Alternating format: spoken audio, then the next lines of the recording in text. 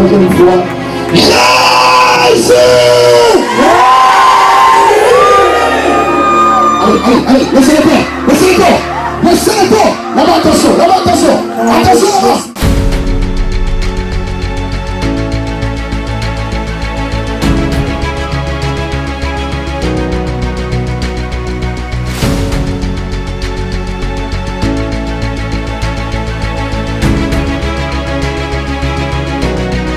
Jésus très fort! Est-ce que quelqu'un peut crier Jésus très fort?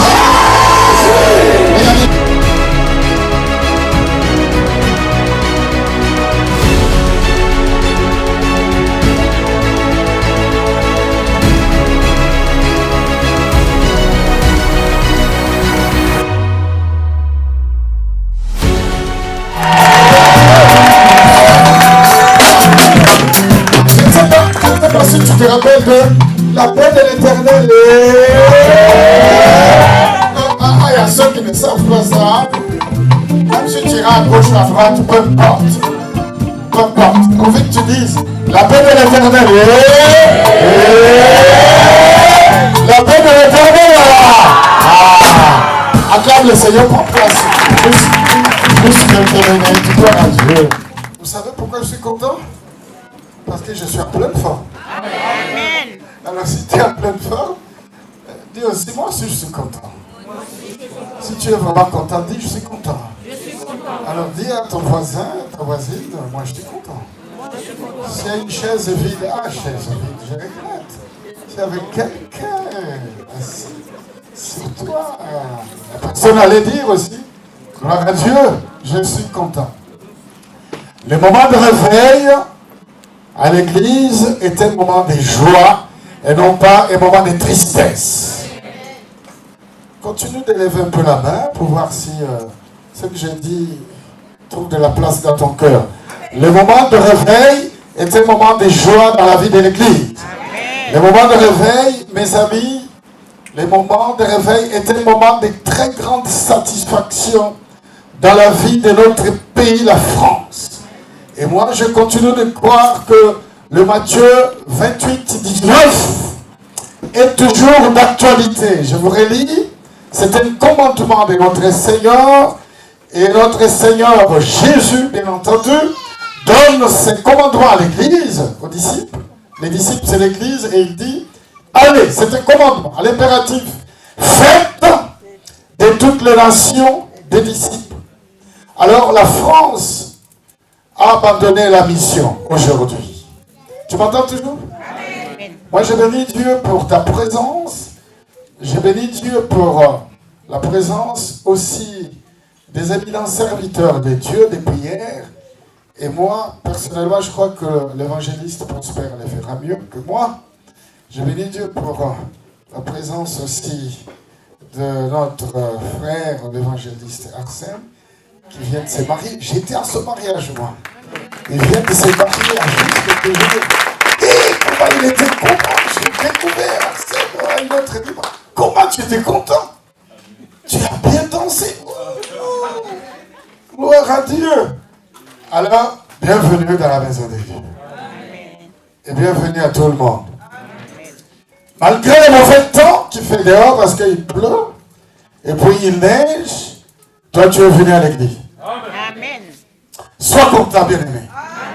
Et j'ai envie de te rappeler que tu as bien fait de venir malgré le mauvais temps, malgré la pluie et la neige. Tu t'es dit, je vais à l'église pour entendre la parole de Dieu. Amen. Alors le moment de réveil, mes amis, est un moment de joie dans la vie de l'église. Parce que nous savons que quand nous allons venir à cette réunion, à cette conférence, sous ce merveilleux thème, que cette génération ne passera pas.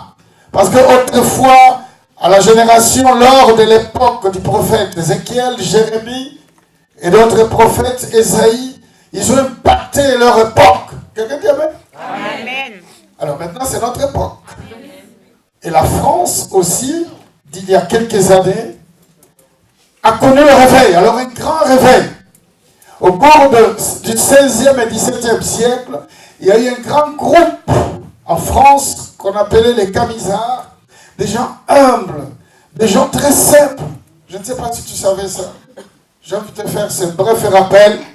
Il y a eu des camisards. Les camisards étaient des protestants, des évangéliques comme toi et moi, de chrétiens. Ils ont évangélisé. Ils ont créé un grand réveil en France. Et ils prophétisaient en disant que la France aura des métros. En France, il y aura des trains. En France, il y aura des hôpitaux. En France, il y aura du travail. En France, il y aura des écoles, des universités. En France, il y aura des églises qui adorent Jésus. Et cela est arrivé, mes amis. Il y a eu aussi l'époque des réformateurs, Jean Calvin et ses amis, au XVe siècle. Et donc, mes amis, ils ont fait un grand travail. Sauf qu'après cette époque, l'Église est tombée en chaos technique. Et il est grand temps que l'Église revienne à la mission. Au cours de cette époque-ci, Dieu veut que toi et moi nous nous réveillons. Premièrement, pour réveiller la France. Puisqu'il n'y a plus de mission, c'est pourquoi la France est envahie par des religions qui ne sont pas des bonnes religions. Parce que la bonne religion consiste à annoncer le salut. Donc, s'il y a une religion qui n'annonce pas le salut, ce n'est pas une bonne religion. Nous avons le temps, bien aimé, de dire haut et fort que le moment est arrivé de récupérer la France pour Jésus. Est-ce que tu peux répéter cette parole avec moi? La France est pour Jésus. La France est pour Jésus. En 3 fois, très fort, il reste seulement 2 fois. La France pour Jésus, dernière fois. La France pour Jésus, et la même fois. Amen. Je bénis Dieu pour l'initiative de notre ami, l'évangéliste Prosper, inspiré par Dieu pour faire ce travail. Amen. Mais le message que Dieu nous donne, pour nous rappeler que cette église est une église extraordinaire. Amen. Moi, je le crois. Amen.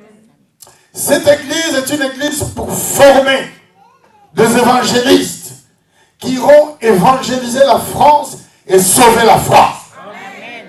J'aime dire, et je le répète, même les tout petits enfants qui sont en train de naître, et s'il y a des mamans qui ont des enfants dans le ventre, même quand ces enfants vont naître, ils seront des missionnaires. Amen. Donc, prépare-toi. On ne vient pas à l'appel de l'Éternel pour seulement écouter et partir. On vient ici pour écouter, être préparé et être envoyé. Amen. Tu n'es pas venu ici pour te dire non, je veux seulement écouter. Je prends ma Bible, je pars. Tu viens pour écouter et pour être préparé afin de prendre la Bible, aller annoncer la bonne nouvelle et gagner des âmes pour Jésus. Amen. Dieu soit béni. Je continue de croire que cette conférence va complètement transformer ta vie. Amen. Dans le bon sens du mot. Amen. Tu vas devenir un ouvrier aguerri. Dieu va te préparer. Dieu va te armer. Je ne parle pas des armes qui détruisent des hommes, mais des armes spirituelles. Amen. Parce que notre combat n'est pas charnel. Notre combat est spirituel. Amen. Donc tout au long de cette conférence, Dieu va te armer, spirituellement parlant, pour l'accomplissement de la mission. Je bénis Dieu pour les serviteurs qui étaient là hier. Gloire à Dieu. Vous savez, à l'appel de l'Éternel, quand nous invitons des serviteurs ou des servantes, nous les trions à la carte. Ce sont des serviteurs et des servantes que Dieu nous inspire. Parce qu'ils vont apporter quelque chose à l'Église. Corps de Christ. Et moi, je les envie. J'envie la jeunesse qui vient conduire la prière ici à l'appel de l'Éternel. Et j'aime dire que ceux qui ont commencé le travail ici en France, ils ont échoué. Mais Dieu est en train de susciter une nouvelle génération. Cette unité, évangéliste prospère, évangéliste Arsène, cette communion de l'esprit que vous avez, que rien au monde puisse éteindre cela. Continuez de vous tenir main dans la main. Et d'ailleurs, c'est cette union qui va réellement vous permettre et nous permettre d'atteindre les buts. c'est lui d'annoncer Jésus et récupérer la France. Si vous m'avez écouté, quelqu'un peut dire Amen. Amen. Ainsi donc, j'invite l'évangéliste Prosper pour prendre la parole.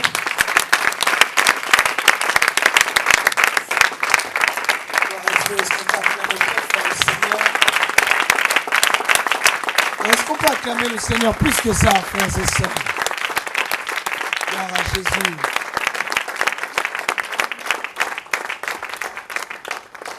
Qui dit un fort Amen? Amen. Oh, ton Amen, pourquoi il n'arrive pas à mes oreilles? Amen. Un Amen plus costaud que ça. Amen. J'ai dit que chaque soir, quand je prendrai la parole, je vous encouragerai à pousser des grands cris de joie. Et que chacun d'entre nous pousse des cris, les mêmes cris qu'Israël avait poussés afin que les murs de Jéricho puissent tomber.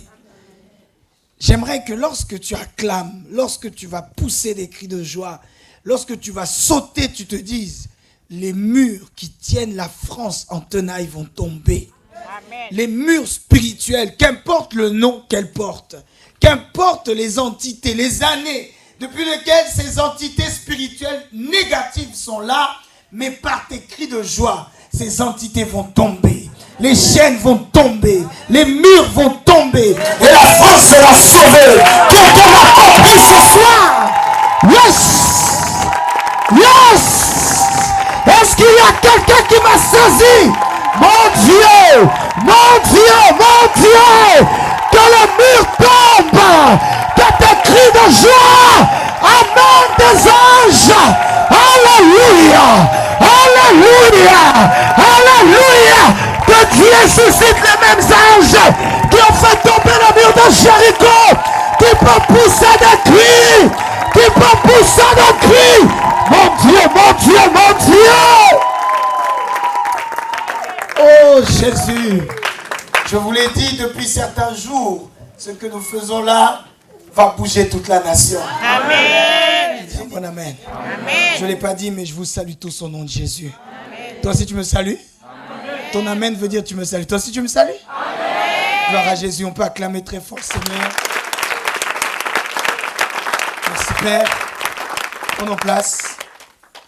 Prenons place. Aujourd'hui, pour introduire mon message, nous allons accueillir une jeune sœur qui a beaucoup de talent, qui croit qu'il y a des talents aussi parmi les enfants de Dieu. Amen. Alors, pendant que vous êtes en train de m'aider, les personnes qui sont désignées déjà doivent le faire, à m'enlever le pupitre et à m'amener 2 chaises, j'aimerais introduire notre sœur qui va nous aider en racontant simplement ce qu'elle fait au quotidien. Par la grâce de Dieu, elle est infirmière, pas ailleurs, dans ce même pays, la France. Et en discutant avec elle, je me suis rendu compte que ce qu'elle disait était très intéressant et cela allait nous faire du bien. Alors j'aimerais que, je sais que tu es très attentif, qui dit Amen. Amen. Je sais que tu es très attentif, Amen. Amen. Mais j'aimerais que tu sois encore plus attentif durant ce temps de, j'allais dire témoignage, mais une intervention que nous allons avoir maintenant. Amenez-moi 2 chaises, s'il vous plaît, rapidement. Amenez-moi 2 chaises, une que nous mettrons là, une autre que nous mettrons ici même. Et j'en suis convaincu, nous serons tous bénis. Amen. Dis à ton voisin, prépare-toi, tu seras béni. Prépare-toi, tu seras béni. Ce voisin-là, on dirait qu'il boude, change de voisin, dis-lui, prépare-toi, tu seras béni. Prépare-toi, tu seras béni.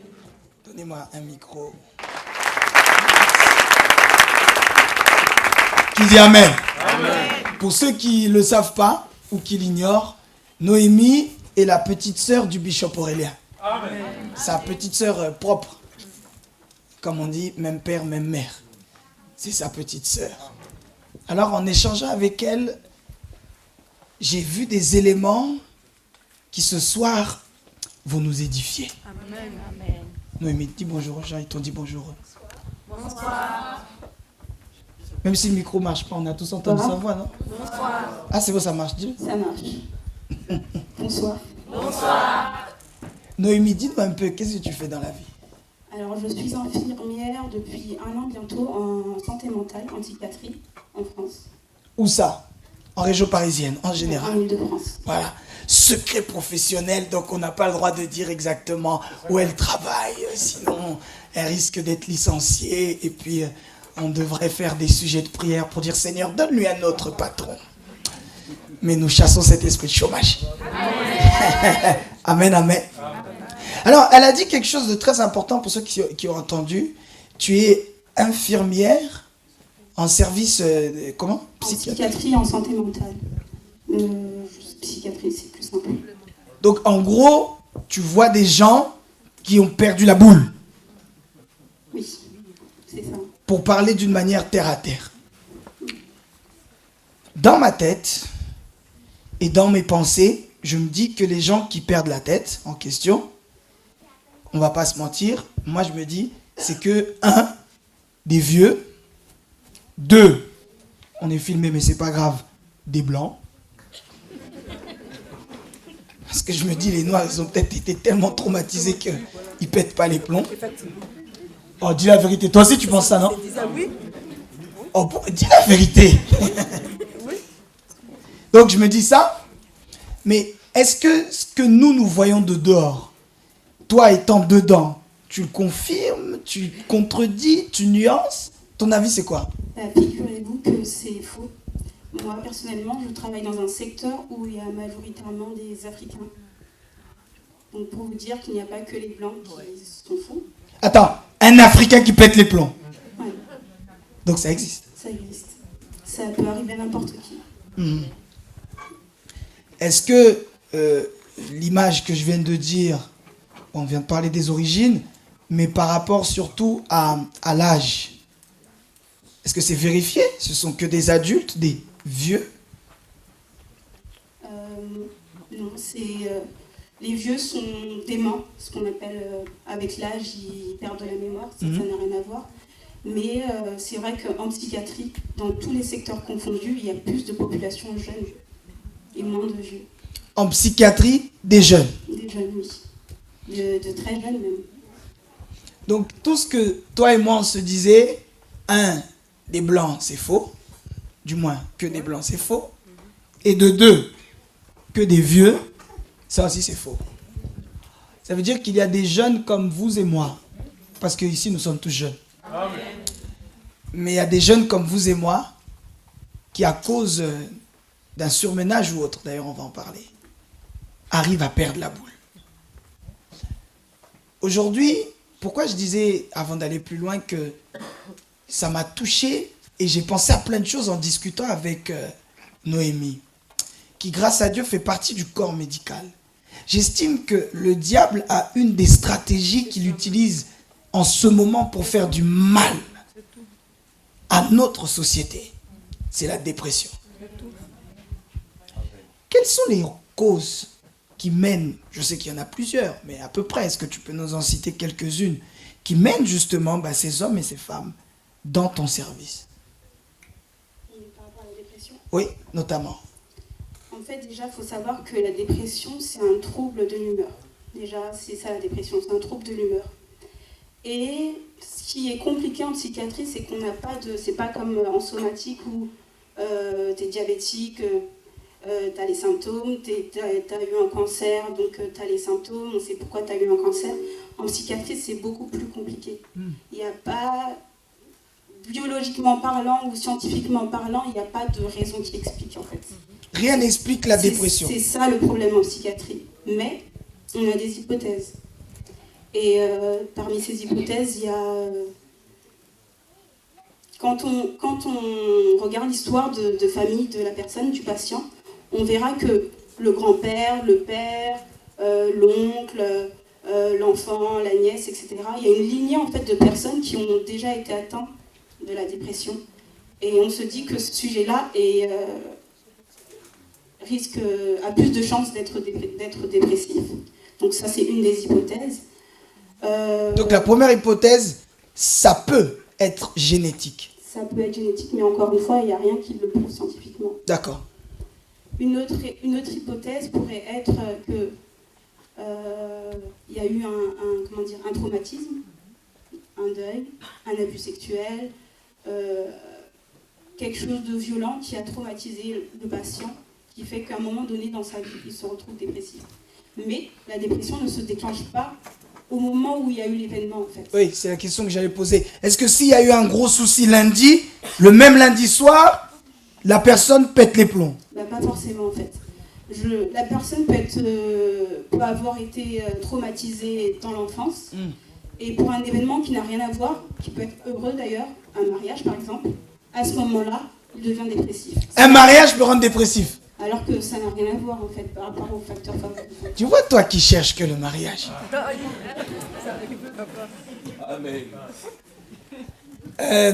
J'insiste sur le fait que Noémie n'a pas eu un diplôme d'infirmier dans un autre pays. Elle l'a eu en France. Oh. Amen. Donc que personne vienne dire non, ça c'est des trucs qui arrivent qu'aux Antilles. Ça c'est des trucs qui arrivent qu'en Afrique. Eux ils aiment bien la magie. Non, elle est en train de parler de cas qu'elle a vus et vécus ici en France. On est d'accord? Amen. Donc parfois ça peut être un événement positif ou négatif. Il y a d'autres raisons encore qui peuvent provoquer ça. J'imagine il y en a plusieurs. Oui, il y en a plusieurs. La prise de toxiques peut rendre dépressif. La drogue, quoi. La drogue, le tabac, l'alcool aussi d'ailleurs. Toutes ces choses-là peuvent rendre à un moment donné le patient dépressif. Ok. Je vais revenir tout à l'heure volontairement sur la partie potentiellement génétique, etc. Mais ce qui m'intéresse également de comprendre à l'instant, c'est, bien sûr, on a vu les raisons, mais comment ça se manifeste? La dépression en question. Donc il y a des signes. On dit qu'un patient est dépressif quand il a au moins 5 de ces signes, je ne vais pas tous les dire, mais quand il a au moins 5 de ces signes pendant 15 jours, on peut dire qu'un patient est dépressif. Donc je disais tout à l'heure que la dépression est un trouble de l'humeur. Elle associe l'humeur triste en fait, la tristesse, et dedans on retrouve les idées noires, le pessimisme, la perte d'envie, la perte d'intérêt, la perte de plaisir. Ça fait partie de la tristesse profonde. Il y a le ralentissement psychomoteur, c'est-à-dire qu'on a du mal à faire ce qu'on faisait d'habitude, la lenteur des gestes, la fatigue exagérée. Voilà. Il y a aussi des plaintes somatiques, parce que ça se répercute sur le somatique aussi. Attention, plainte somatique en français, ça veut dire quoi? Somatique, c'est le médical en fait. Parce qu'en fait, la psychiatrie et le médical, des fois on se sépare en fait. Le médical, c'est tout ce qui est le corps en fait. Psychiatrie, c'est tout ce qu'il y a dans la tête. Ok. Donc quand je dis somatique, c'est vraiment le corps. Et donc on peut retrouver des plaintes somatiques dans la dépression, c'est-à-dire insomnie, perte d'appétit, perte de libido aussi. Libido, c'est quoi? C'est tout ce qui est désir sexuel. D'accord. C'est qu'on se retrouve à plus pouvoir en fait. Et donc quand on a au moins 5 signes parmi la liste que j'ai déjà dit, et ben on peut estimer que le patient est dépressif. Si c'est 5 signes, l'un des 5 signes ou les 5? L'un des 5. S'il y a l'un des 5 signes qui est là durant 15 jours, ça j'ai retenu, on peut estimer que le patient est dépressif. Il commence à avoir une piste de dépression. Il y a autre chose qui m'intéressait quand on a discuté tous les deux. Celui qui est dépressif, il s'en rend compte? Pas forcément. Pas forcément. On peut se rendre compte qu'on a un changement dans notre humeur, dans notre façon d'être. Il y a des patients qui sentent qu'il y a quelque chose qui ne va pas. Je viens consulter, je ne sais pas pourquoi, je sais qu'il y a quelque chose qui ne va pas, mais voilà. Ou il y a des patients qui ne se rendent pas compte que ça ne va pas, que j'ai changé, que je suis triste de manière exagérée. Et c'est plutôt la famille, en fait, qui ramène le patient, parce que le patient ne s'en rend pas compte. Ça veut dire que lui-même est dépressif, mais il ne s'en rend même pas compte. Tout le monde comprend ce qu'elle est en train de raconter? Frères et sœurs, j'ai pas d'autres explications à ça. C'est le diable. J'ai pas d'autres explications ni logiques ni rationnelles. C'est le diable. Ça veut dire qu'il se peut que ton propre voisin, pas ici à l'église au nom de Jésus, mais ton propre voisin avec qui tu vis, avec qui tu côtoies tous les jours, que tu côtoies tous les jours, il se peut que ton manager au travail, ton professeur, tes élèves, etc., il y a quelqu'un de dépressif chez toi. Lui-même ne s'en rend pas compte. On se dit, mais, oh, mais ces derniers temps, il est aigri. Oh, ces derniers temps, ma chef, elle est énervée. Elle est irritée. Alors que cette irritation n'est pas qu'une irritation. Derrière, il y a un esprit. On peut vouloir théoriser les choses, ramener des beaux mots, maquiller les choses, habiller la mariée, comme on dira. Derrière, il y a un esprit. On peut vouloir dire non, en réalité, la personne... On va chuter et également se concentrer sur la partie où tu disais que l'une des causes, la personne ne se sent pas bien. Dans la généalogie. La personne était fatiguée. Parce qu'on voit que derrière elle était dépressive, une tante, etc. J'aimerais me concentrer là-dessus et que tu nous parles un petit peu des séances que tu disais, tu m'as expliqué l'ethnopsychiatrie. Qu'est-ce que c'est? En fait, en psychiatrie, on ne parle pas en termes d'esprit, on parle en termes de délire. Parce qu'il faut savoir que, comme tu l'as dit, c'est spirituel. Les anciens de la psychiatrie le savent aussi. Parce qu'à la base, la psychiatrie n'existait pas. La psychiatrie, c'était des gens qui étaient mis à l'écart de la société, qui étaient démoniaques en fait. On les appelait, c'était des personnes possédées, tout simplement. Et en France, en Occident, on aime tout rationaliser, on aime trouver des raisons scientifiques en fait pour justifier telle ou telle chose. Et c'est là que la psychiatrie a existé en fait. C'est là c'est à partir de là que les établissements psychiatriques sont nés. Et en fait, à un moment donné, on s'est retrouvé coincés. On se retrouve coincés actuellement parce que, comme je l'ai dit, il y a beaucoup de populations africaines étrangères. Et je ne sais pas si vous avez déjà assisté à des séances de délivrance, mais on n'en est pas loin en psychiatrie. Et quand ça se manifeste à la maison, la famille se retrouve impuissante.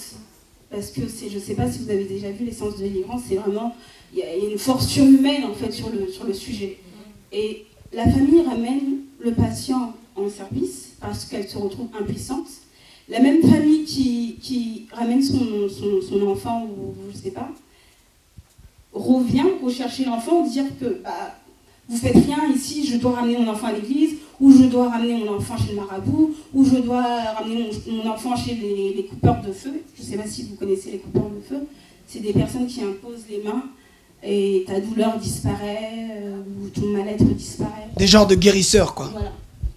Et en fait, on se retrouve dans on ne sait pas quoi faire parce qu'on ne sort pas de psychiatrie comme ça, en fait. Quand tu rentres dans ce monde-là, tu n'en sors pas comme ça. Et on se retrouvait coincé, en fait, parce que on ne peut pas récupérer son enfant comme ça. Et il y avait aussi des patients qui te disent docteur, je suis possédée, je suis envoûtée. Et tu as là le médecin qui ne comprend pas, en fait, qui ne comprend pas ce qui se passe. Et pendant le délire, il y a des choses, parce que le délire, en fait, il y a des thèmes, et souvent c'est des thèmes mystiques qui sont reliés à la religion. Et on s'est retrouvés à un moment donné coincés avec ça. On se dit, qu'est-ce qu'on fait avec ça? En fait, on ne connaît pas ça. Qu'est-ce que c'est ces esprits qui se manifestent? Qu'est-ce que c'est ces gens possédés? Oubliant qu'avant, ça existait. Mais on se retrouve coincé parce que la médecine est limitée finalement par rapport à ça. Parce que moi je me suis retrouvée à injecter, mais tu as l'impression que le délire, ça te donne plus de force au délire en fait. Et on s'est retrouvés bloqués. Et donc pour en revenir à l'ethnopsychiatrie, c'est pour ça que ça existe en fait. C'est pour traiter le sujet, le patient, en prenant en compte cette dimension d'esprit, cette dimension de culture, cette dimension de croyance en fait. C'est-à-dire, c'est parce qu'on estime qu'on peut être guéri par ce à quoi on croit. Donc on se dit, si on allie la croyance du patient à la croyance de la famille, plus la médecine, peut-être que ce cocktail va faire quelque chose. Et donc l'ethnopsychiatrie est née pour ça en fait. Et comment ça se passe ces séances en question? Alors déjà c'est fait à la demande du patient ou de la famille. Et pendant cette consultation, il y a toutes les personnes qui sont étroitement liées à la prise en charge du patient, c'est-à-dire, c'est le patient en fait qui emmène qui veut. Son pasteur, souvent il y a son pasteur, parce qu'ils en parlent souvent les pasteurs. Et les médecins veulent voir ces pasteurs en fait. On entend toujours, oui je vais emmener mon enfant chez mon pasteur. Donc là c'est l'occasion de ramener ce fameux pasteur. Il y a la famille et il y a le patient lui-même. Et en fait on discute. Et le corps médical Et aussi le est corps là. médical. Et en fait, on discute, on dit, chez vous, ça se passe comment? Qu'est-ce que vous faites? Et tu as le pasteur ou la famille qui dit, bah, écoutez, nous, on croit à ça.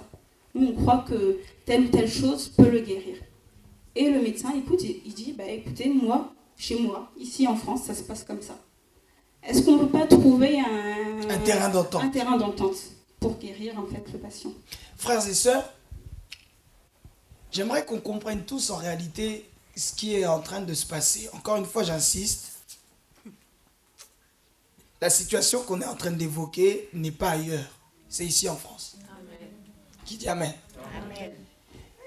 Et le corps médical arrive à un point, peut-être qu'il maquille les choses encore une fois, mais moi je parle d'une manière crue.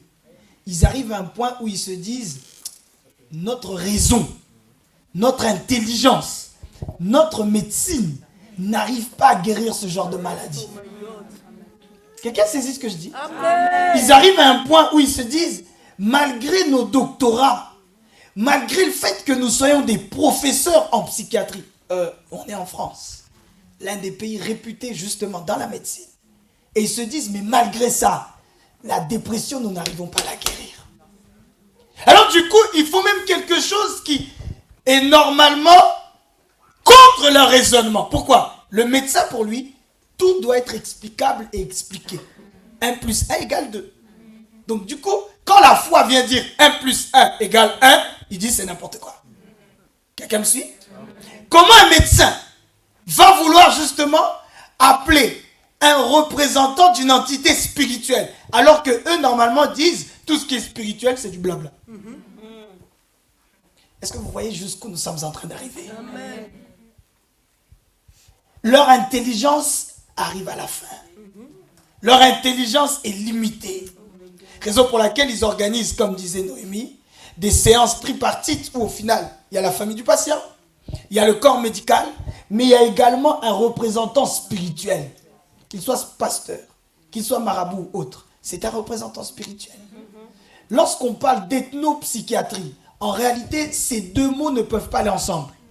Parce que quand on dit l'ethno, ça veut dire on te définit par rapport à tes origines et ton ethnie. Or, la psychiatrie, comme la médecine en général, dit que l'homme, venant du nord, du sud, de l'est, de l'ouest, tant qu'il est homme, tous les hommes sont égaux.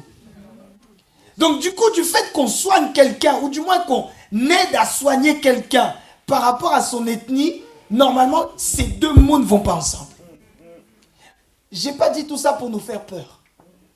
J'ai pas fait appeler Noémie pour que quand nous sommes là, que chacun d'entre nous se dise « Oh putain, j'avoue, ma mère écrit trop en ce moment. » Ouais, peut-être qu'elle commence déjà à péter les plombs. Non.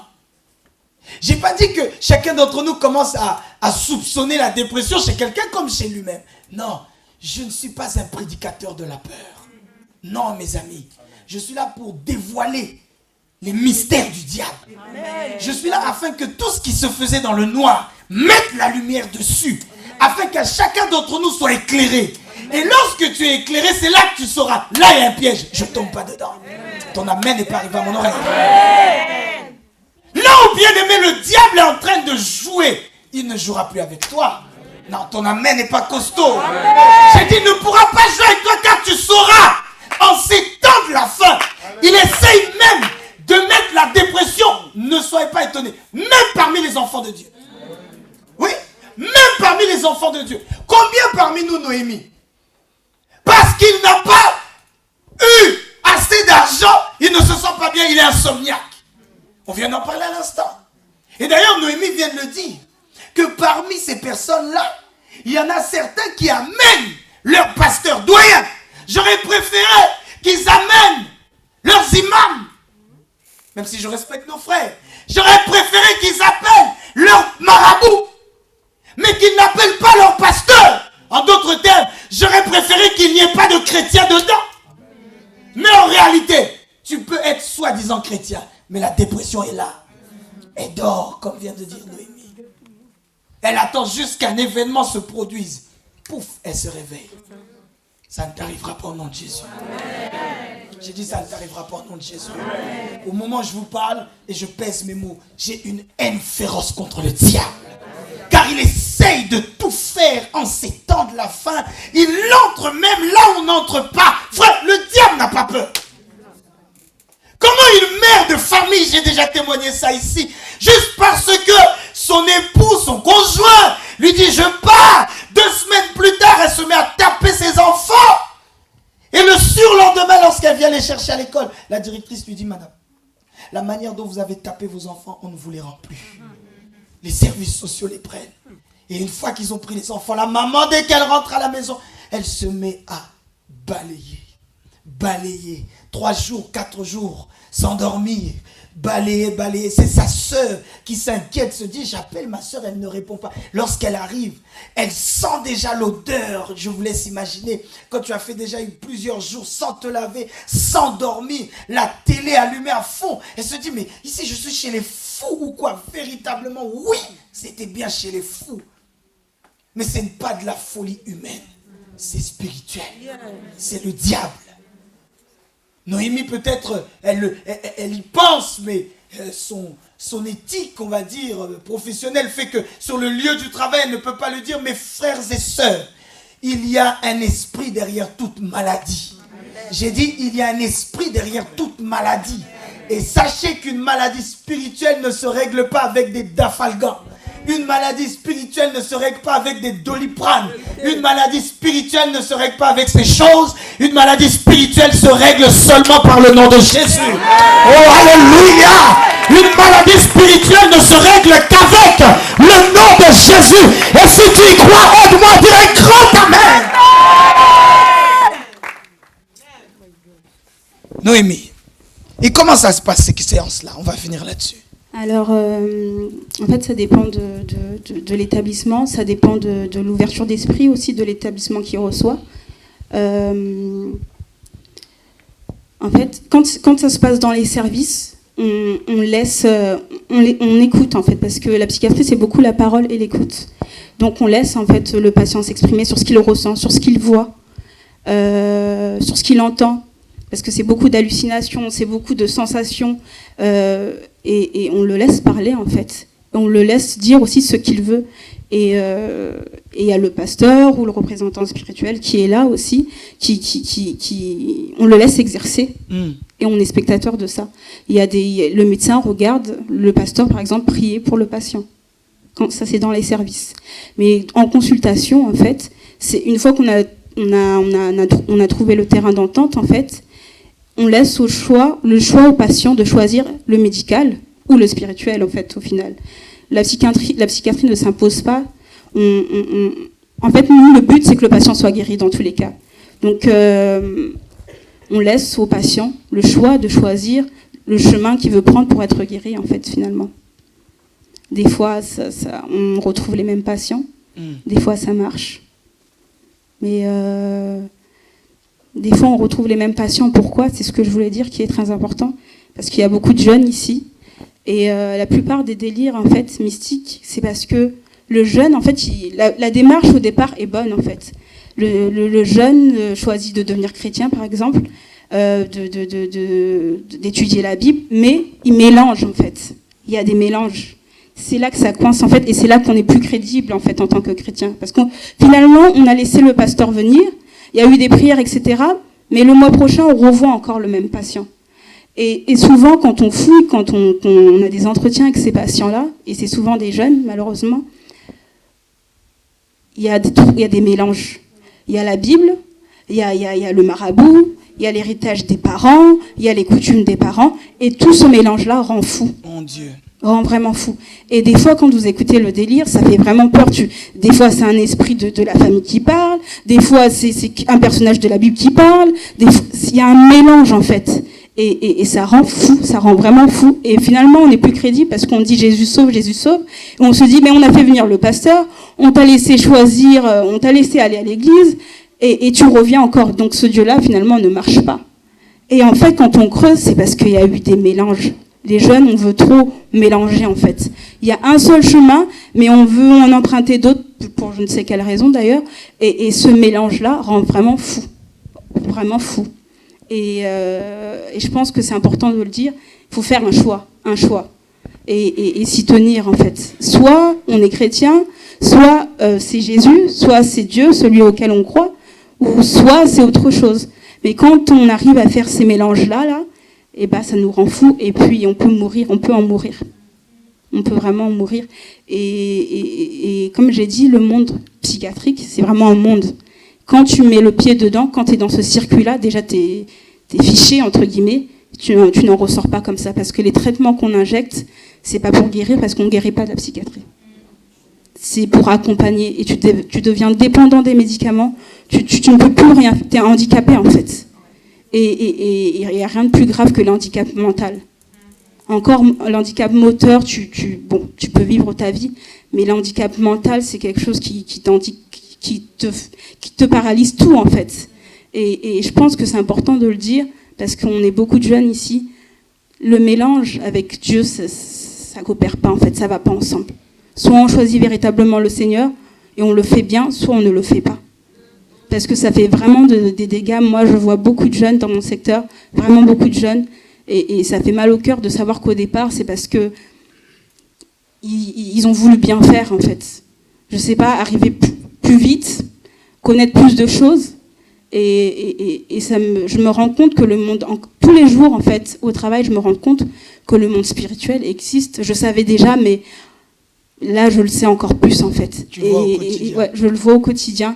Et le diable fait des ravages. Surtout dans la jeunesse, il fait des ravages. Parce qu'on veut aller trop vite. Parce qu'on veut tout savoir, tout faire, n'importe comment. Et ben, le diable se sert de ça. Et ça correspond bien au thème. Cette génération ne passera pas. Le diable, lui, a en tête que c'est la fin. Et comme il sait que c'est la fin, lui, il ne perd pas de temps aussi. Il sait où viser. Il sait que s'il vise la tête, s'il vise le mental, le psychique, le reste est paralysé. Et faisons attention à ne pas ouvrir justement ces portes, en fait. Parce que la psychiatrie, elle appelle personne. Hein. C'est nous qui appelons la psychiatrie, en fait. C'est nous qui ouvrons ces portes. Et je trouve que c'est important, en fait, qu'il faut qu'on soit vigilant à ce qu'on fait. Pas de mélange. Soyons fidèles à Dieu et juste à Dieu.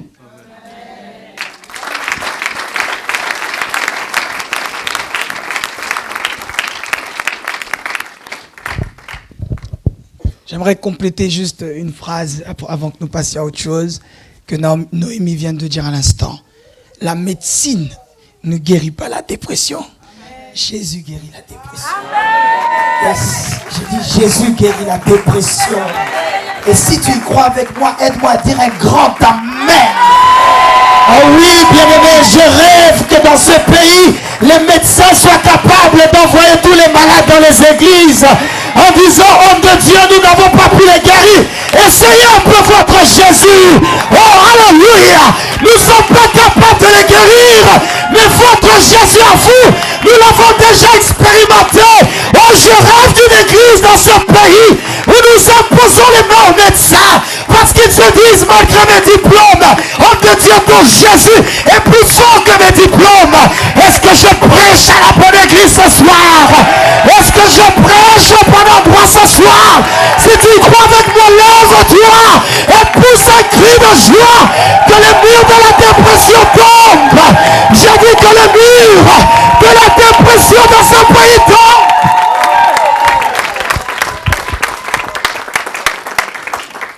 Si j'ai appelé Noémie, frères et sœurs, c'est pour que nous comprenions que ce n'est pas que une histoire, c'est la réalité.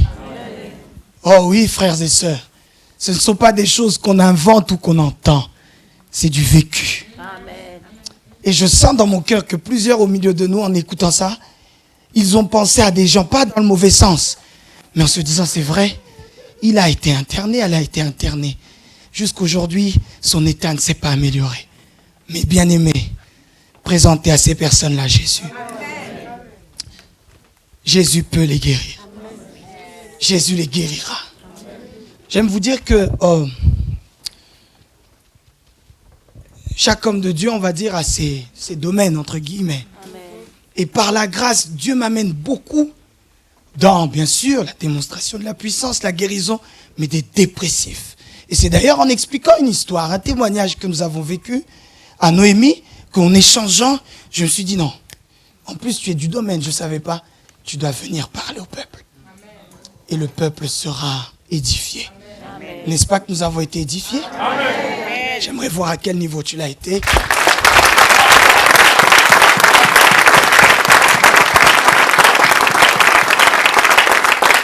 Dans la foulée, j'aimerais qu'on se mette nous tous debout.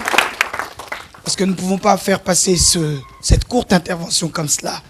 Et j'aimerais que, durant 1 minute, alors que nos yeux sont fermés, que nos mains sont levées au ciel, que nous détruisons cet esprit de dépression. C'est un esprit, frères et sœurs. Si après ce que nous venons d'entendre, tu n'as toujours pas compris que c'est spirituel, c'est qu'il y a un souci. La victoire sur la démence au nom de Jésus. La victoire sur tous ces esprits qui nous font perdre la tête au nom de Jésus. Cela n'agira pas dans ta vie au nom de Jésus. Et d'ailleurs, même s'il y a quelqu'un dans ta famille qui a souffert de cette maladie, ça ne sera pas ton partage. J'ai dit, ça ne sera pas ton partage. Je prophétise sur toi et je dis, ça ne sera pas ton partage. Et d'ailleurs, à partir de toi, plus personne ne sera malade. À partir de toi, plus de migraine. Oh, alléluia. À partir de toi, plus de dépression, plus de dépression, plus de dépression, plus de dépression. La victoire au nom de Jésus.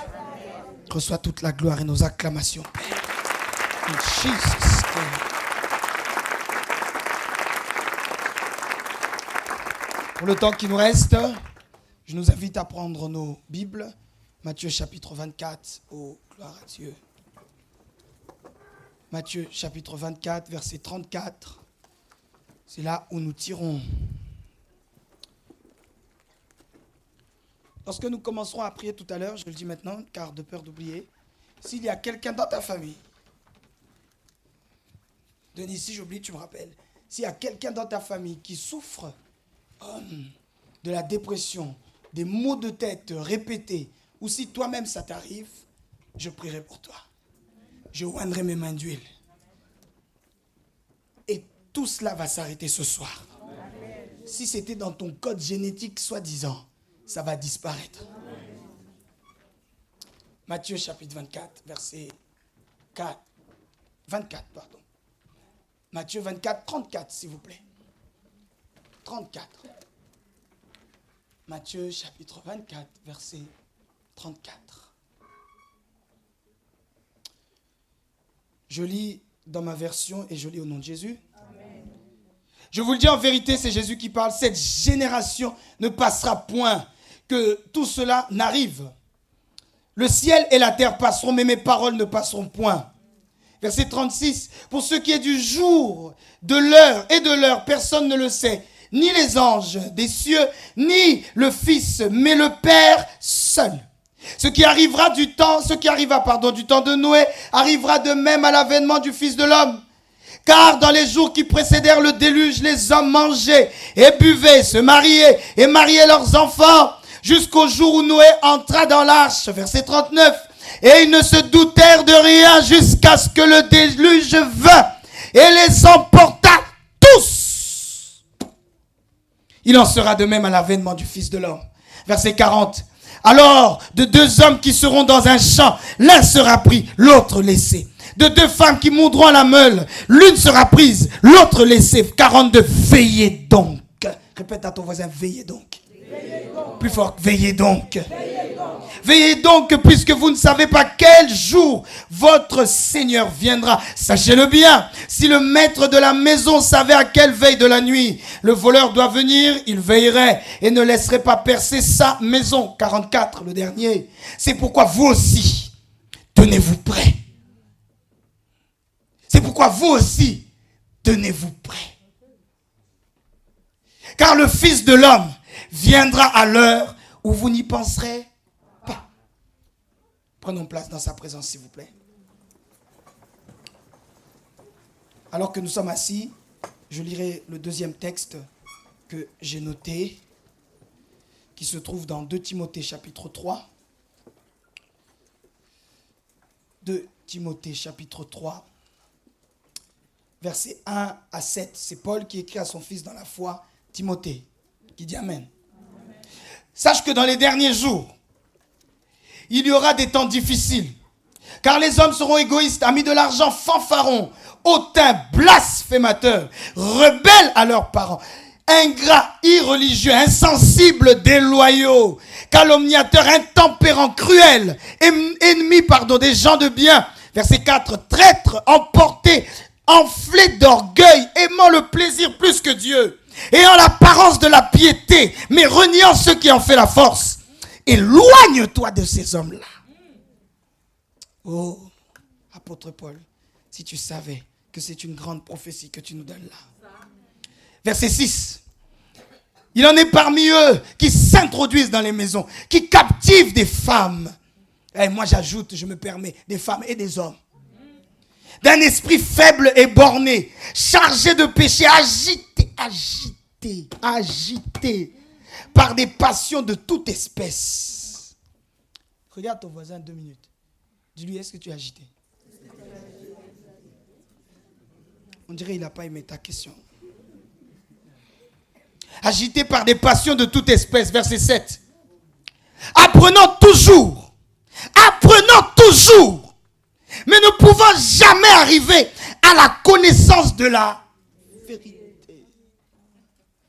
Or, en réalité, on nous fait comprendre que la vérité n'est pas une vertu, la vérité est une personne. Et la vérité porte un nom. Son nom est Jésus. Je crois le temps qui me reste, je n'aurai pas le temps d'aborder cela, mais au moins, nous avons lu. Je passe rapidement. Et avant de rappeler ce que nous avons dit rapidement hier, je crois que nous l'avons remarqué, le bishop ce soir n'est pas là, il devait intervenir dans une autre assemblée, mais demain par la grâce de Dieu nous serons ensemble. Amen. On l'a tous vu également que notre sœur, le pasteur Grace Aimé Coutinho, n'est pas présente durant ces 3 jours. Elle a été dépêchée à Kinshasa, je crois qu'on a vu la vidéo mercredi. Mais même si elle n'est pas là, nous sommes ensemble en esprit. Amen. Et deuxièmement, son Dieu est là. Amen. Ton amen, on dirait que tu doutes. Amen. On a déjà salué les hommes de Dieu qui sont là, mais j'aimerais encore une fois honorer la présence de mon frère et ami. Je ne dis pas ça de tout le monde, mais de mon frère et ami, le jeune marié, l'évangéliste Arsène. Peut célébrer le Seigneur pour sa vie. Il nous a bénis abondamment à chaque fois qu'il passe. Et nous sommes bénis par sa présence aujourd'hui. Amen. Qui dit Amen. Amen. Aujourd'hui est un jour spécial car c'est l'anniversaire de l'un de mes fils. Amen. Il est beau, mais je suis plus beau que lui. Il est intelligent, mais je suis plus intelligent que lui. Il chante bien, mais je chante mieux que lui. Il joue au piano, mais je joue mieux que lui. Oui, car papa, j'avais appris le piano à l'époque, même quand j'avais fui les cours. Nathan n'était même pas encore né. Et comme j'ai fui diaconé Sanik, parce que la bénédiction ne peut jamais retourner vers le Père sans avoir accompli ce pourquoi elle a été prononcée, du coup, la bénédiction planait. Moi, j'ai fui. J'ai dit, ça, c'est fait. Elle planait, elle était là. Et pouf, quand Nathan est arrivé, avant même sa naissance, quand il était déjà dans le ventre de maman, pouf, c'est arrivé. C'est pour ça que quand il joue, on a l'impression que c'est un ange qui joue. Amen. Ça vient d'en haut. Amen. Qui dit un bon amen. On peut souhaiter joyeux anniversaire à Nathan quand même. Amen. Joyeux anniversaire. Joyeux anniversaire. Chante bien quoi. Joyeux anniversaire Nathan. Joyeux anniversaire. Sois fidèle à Jésus. Sois fidèle à Jésus. Chante bien aimé. Et puis même si tu connais en polonais, tu rajoutes en polonais. Si tu connais en portugais, tu rajoutes en portugais. Si tu connais en parlant en langue, tu peux chanter en parlant en langue aussi. On pousse des cris de joie. À la fin, ne manque pas de lui faire un gros bisou. Et si l'esprit te pousse à lui donner un gros billet, donne-moi d'abord. Et moi, je vais lui donner sa part. Qui dit Amen. On peut continuer ensemble? Je ne pourrais pas dire tout ce qu'on a dit hier, mais j'aimerais juste rappeler peut-être les objectifs qui nous réunissent ici durant ces 3 jours. Premièrement, c'est de dire et de démontrer que la fin est proche. et je crois ce que Noémie vient d'expliquer à l'instant, est un signe clair et précis. Même l'homme, avec un H majuscule, c'est-à-dire les médecins, qui normalement sont là pour démontrer et prouver. Les médecins, je crois Noémie ne va pas m'arrêter, sont les plus grands cartésiens du monde. C'est-à-dire qu'ils veulent tout prouver. Même ce qui ne se prouve pas, ils veulent prouver. Pourquoi est-ce que tu as une peau et en dessous de ta peau, il y a une autre peau et en dessous de cette deuxième peau, il y a une autre peau? Ils vont dire non, là il y a des raisons, ça s'explique comme ça. Bon, si nous tous, nous descendons du singe, pourquoi d'autres sont noirs, d'autres sont blancs? Pourquoi? Oh non, c'est parce que quand après il y a eu le Big Bang, d'autres sont partis en Afrique et à force d'être en Afrique, leur peau a fait une carapace, du coup ils sont devenus noirs. Mais moi j'ai une question, comment ça se fait? Il y a des noirs même ici. Quelqu'un dira non, mais les noirs sont venus d'Afrique. Archi faux. Vous verrez que il y a des noirs parfois, mais qui ne sont pas forcément venus d'Afrique.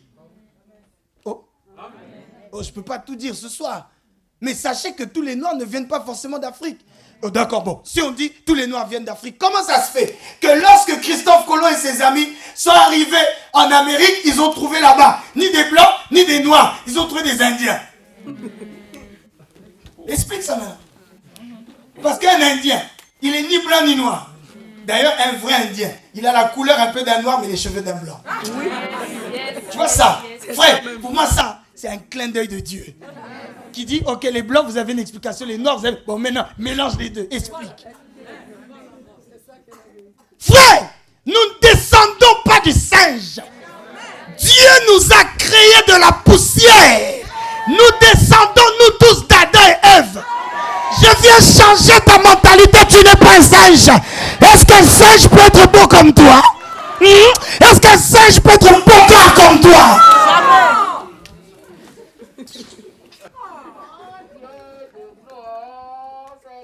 Tout ce que nous sommes en train de vivre nous prouve que la fin est proche.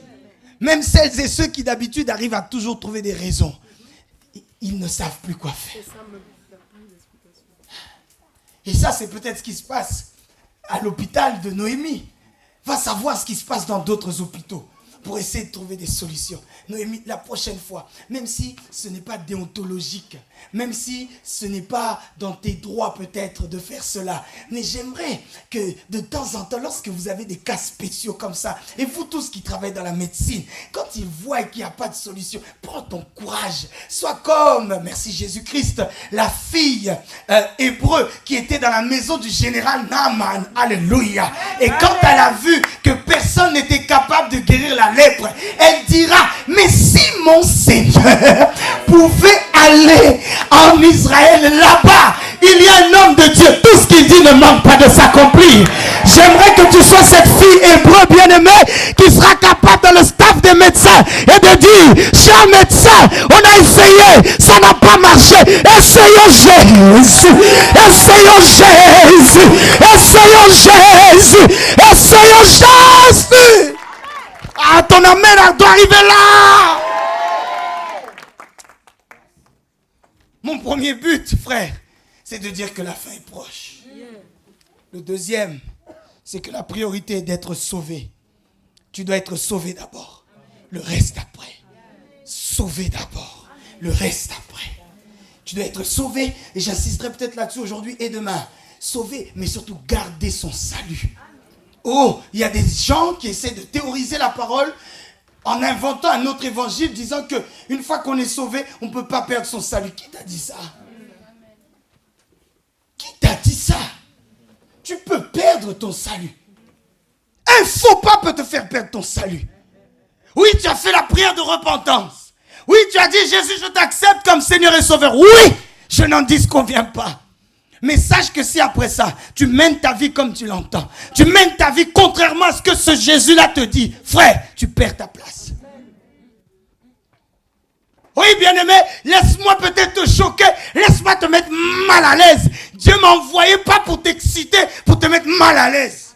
Pour que tu me détestes, déteste-moi. On se redonne rendez-vous au ciel.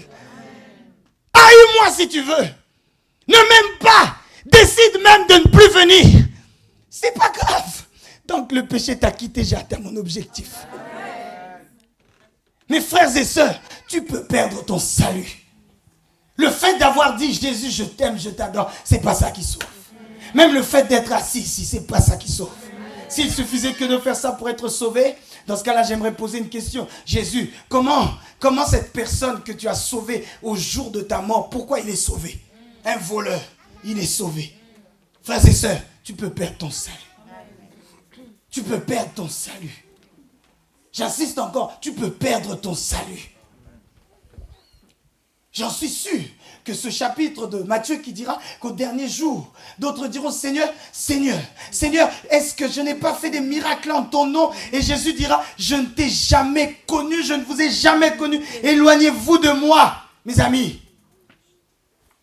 Ne croyez pas que ces gens-là ne seront pas des personnes qui n'ont pas reçu Christ. Ne croyez pas que ces gens-là ne seront pas des personnes qui portent des cols pastoraux. Ne croyez pas cela.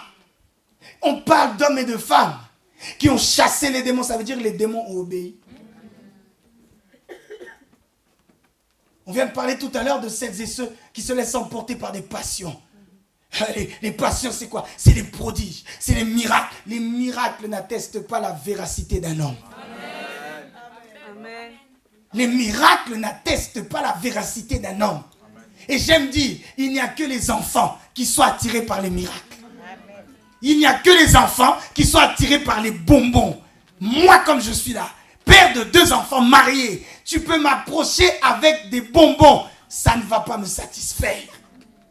C'est pour ça que j'aime pas manger chez les gens, maman. Tu vas voir que la nourriture qu'ils vont te donner, ce sera une nourriture, gloire à Dieu, où tu te dis toi-même, mais comment ils m'ont servi? On dirait que c'est Noah qui va manger. Qui me suit? Il n'y a que les enfants qui sont attirés par les bonbons. Quelqu'un de mûr et mature, tu ne l'attireras pas avec ça. Les bonbons, si tu ne le savais pas dans l'œuvre, c'est les miracles. C'est le power. C'est les prophéties. C'est les deals et encore. C'est les bonbons, les biscuits, les sucrés qui te rendent un obèse spirituel. Et tu as des caries spirituels parlants.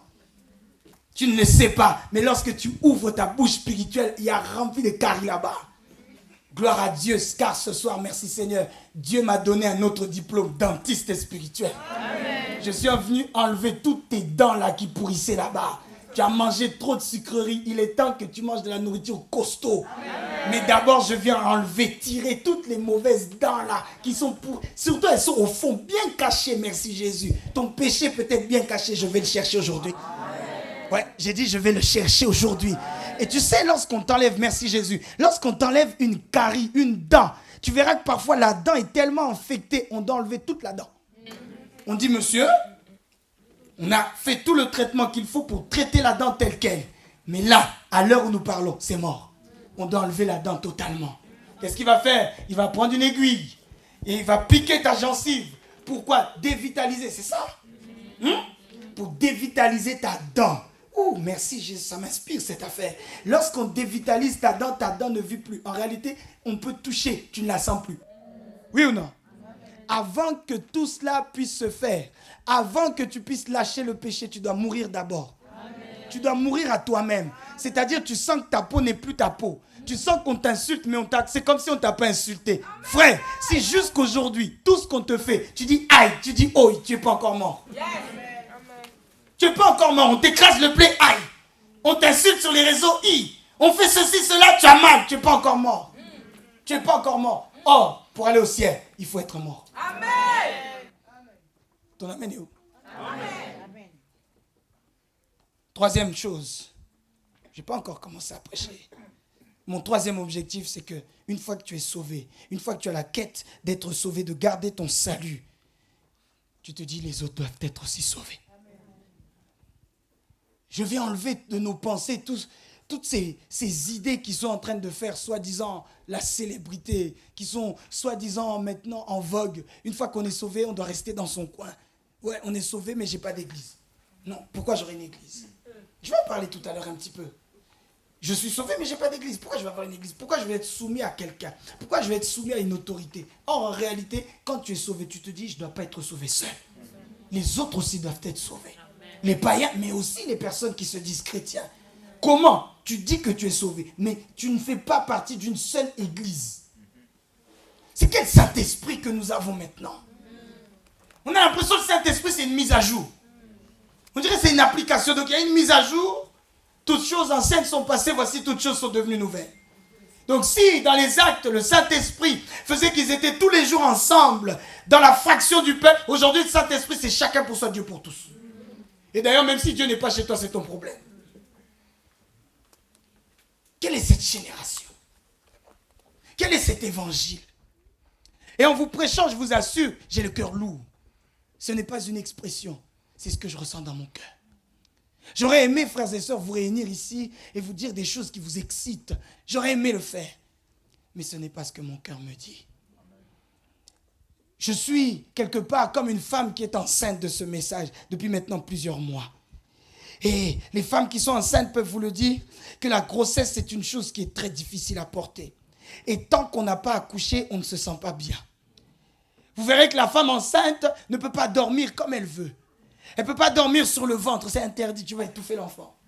Et en étouffant l'enfant, tu le tues, tu peux te tuer toi-même.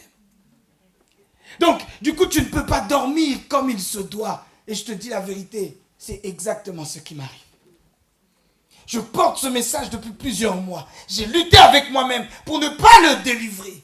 Mais l'Esprit m'a convaincu en disant, parle, je ferai le reste. Amen. Qui dit Amen? Amen. Un message, je finis là-dessus avant d'entrer dans mon vif du sujet. Un message, quand nous disons génération, nous parlons de nous tous.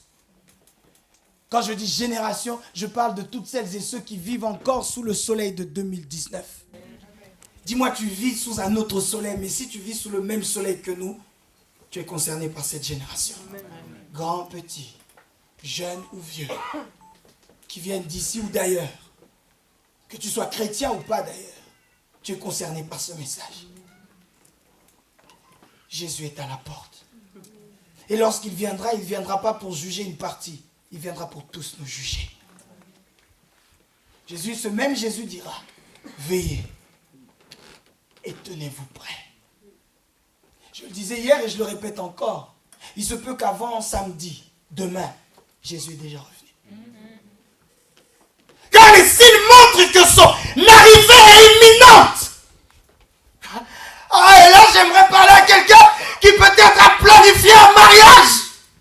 J'aimerais parler à quelqu'un qui peut-être a planifié d'aller au Bahamas l'année prochaine.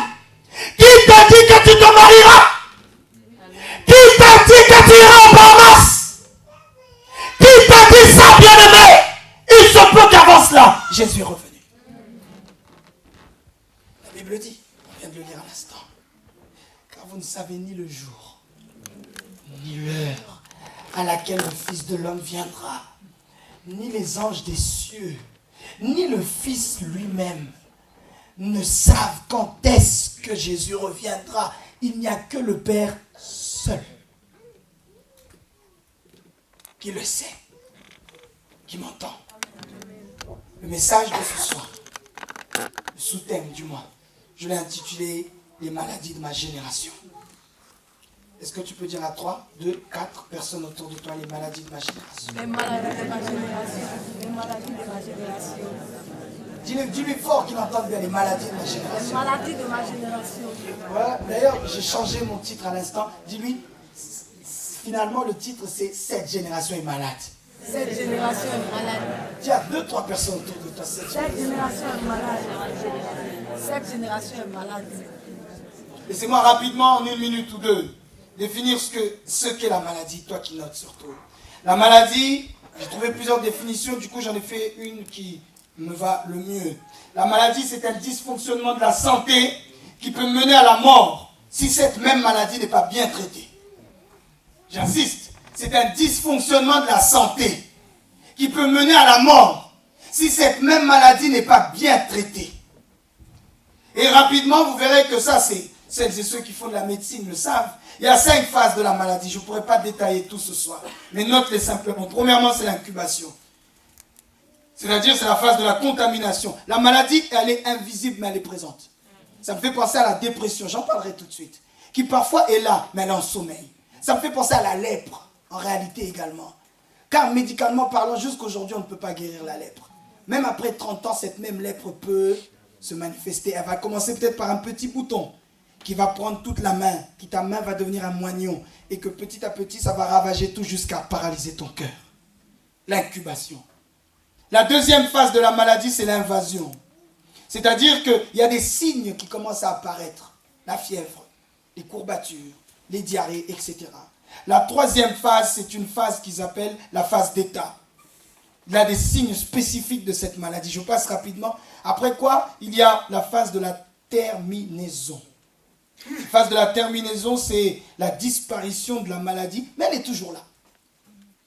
Tu sors d'une forte grippe, tu sens que tu n'as plus la température qui monte, mais tu sens que l'appétit n'est plus là. Tu sens que peut-être tu n'as plus la température qui monte, mais tu sens également que ton sommeil est toujours perturbé.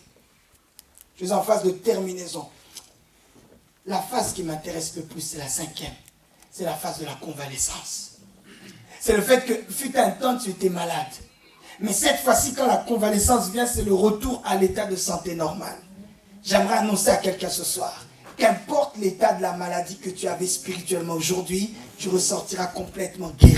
Amen. Toutes les maladies, je ne pourrais pas tout dire, mais celles et ceux que je vais citer aujourd'hui, qui caractérisent cette génération, je prie que tu passes aujourd'hui même, durant ce message, de l'étape numéro 1 à l'étape numéro 5 de la convalescence. Oh, donne-moi un amen, je dis un exemple qui monte dans mon cœur. Oh, je pense à l'apôtre Pierre, qui fut un temps, lui aussi, a été malade. Pourquoi? Pierre, après avoir expérimenté la main de Dieu, ce même Pierre est tombé malade. Il est tombé quelque part dans une grande dépression. Pourquoi? Il a renié le Christ. Oh, Pierre! Comment après avoir dit Jésus, je t'aime, tu viens encore le renier? Pas une fois, pas deux fois, 3 fois. Pierre était malade. La Bible dit pas, mais moi j'imagine, Pierre n'était pas bien. Pierre était mal à l'aise. J'imagine Pierre, suivant la mort de Jésus, mais au loin, il se dit qu'on ne me voit pas, car je l'ai renié. Pierre a dû certainement tomber malade. Et on raconte que, avant la résurrection de Jésus, Pierre qui avait tout laissé, Pierre qui avait laissé la pêche, Pierre qui ne vivait plus de poissons, Pierre est reparti à la pêche. Oh, je sens de mon cœur que je parle à un Pierre ce soir. Je parle à quelqu'un qui peut-être avait tout lâché, mais qui depuis un certain temps, il a tout repris son péché. Je parle à quelqu'un qui peut-être avait dit Seigneur je t'aime. J'en suis convaincu quand Pierre disait ça, bien-aimé, Pierre était sincère.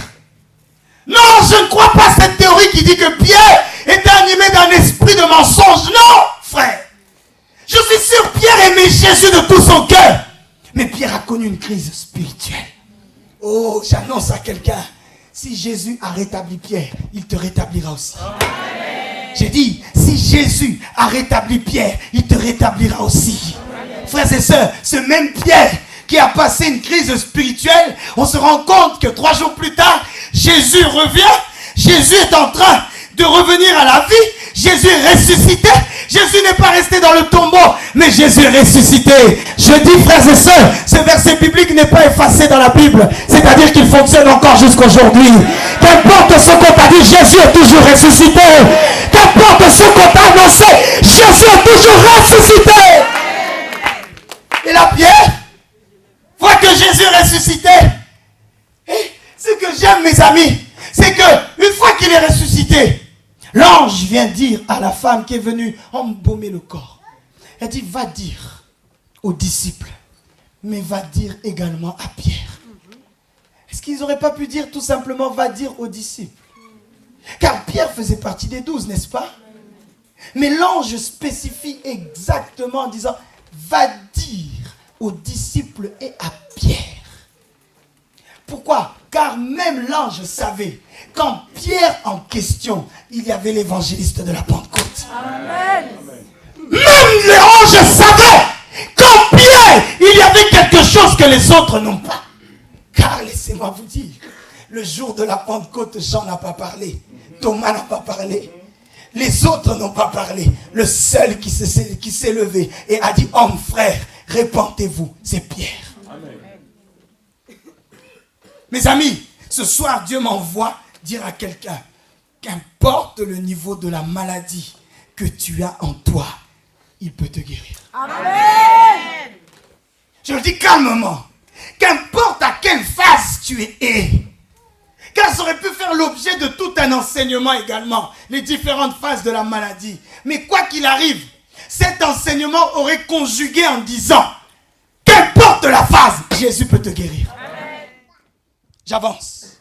En disant, frères et sœurs, qu'il y a deux attitudes face à la maladie.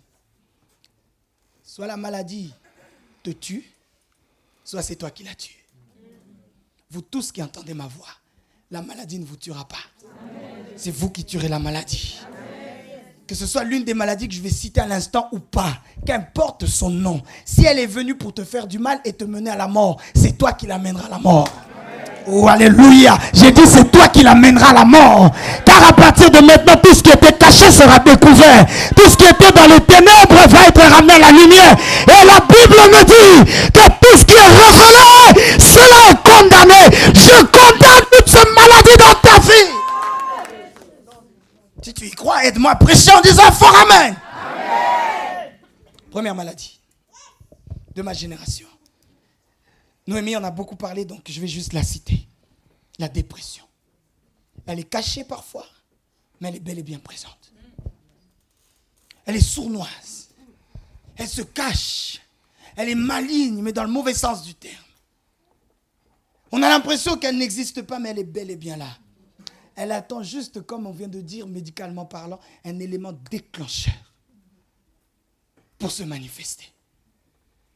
Quel est le rapport entre cette génération ne passera pas, où nous parlons de repentance, et les maladies de ma génération?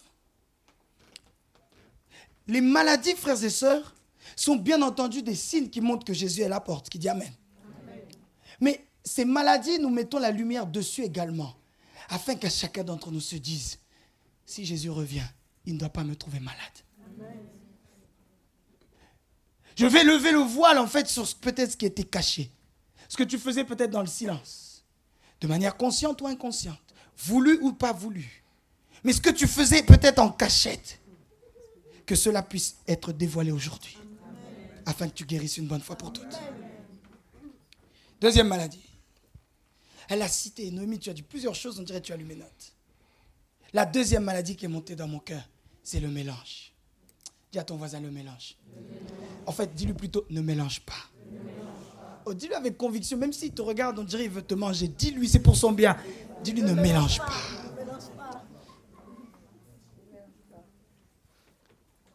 Et frères et sœurs, je ne parle pas d'autres personnes, je parle à l'église. Je parle aux chrétiens. Ne mélangeons pas. Comme Noémie vient de dire, combien de chrétiens, étant chrétiens, disant je suis chrétien, parlant peut-être parfois en langue, mais qui mélangent. Est-ce que dans ton téléphone, tout ce que tu as dans ton téléphone glorifie Jésus? Faites attention ces derniers temps, Dieu et le diable coopèrent bien. Dis Amen, je vais ouvrir quelque chose. Amen. Ces derniers temps, ils coopèrent bien. Ce qui fait que même ce qui est caché dans ton intimité, dans ton téléphone, Dieu va s'organiser. J'aime vous dire, Dieu est le meilleur scénariste. Dieu va s'organiser afin que ce qui était caché, tcha! Faites attention. Des vieux à moi qui viennent d'un pays en Afrique disent faites beaucoup d'attention. Et je vous le dis, faites attention. Tu crois envoyer quelque chose à Cindy, tu envoies ça sur Facebook. Est-ce que je citais le nom de quelqu'un ici? Non. Faites attention, ne mélangez pas. Ne mélangez pas. Tous ces signes sont là, bien-aimés, pour montrer. Dieu est en train de vous prouver par A plus B ce qui est caché. Tu crois que c'est caché. Maintenant, je vais découvrir ça. Tu crois que tu fais ça en cachette. Tu crois que tu es le héros du film. Tu es le plus intelligent. Sache que fais attention. Il est en train de tout préparer pour que tu sois exposé. J'aime dire que face au péché, il y a deux attitudes. Numéro 1, il y a l'humilité. Il y a le fait de s'humilier. C'est la prière que je vous inviterai à faire dans quelques minutes. C'est de s'humilier devant Dieu. Et Dieu te tend la main. Et même à l'heure où je parle, je ne suis pas là pour condamner quelqu'un. Je suis là pour tendre la main à quelqu'un.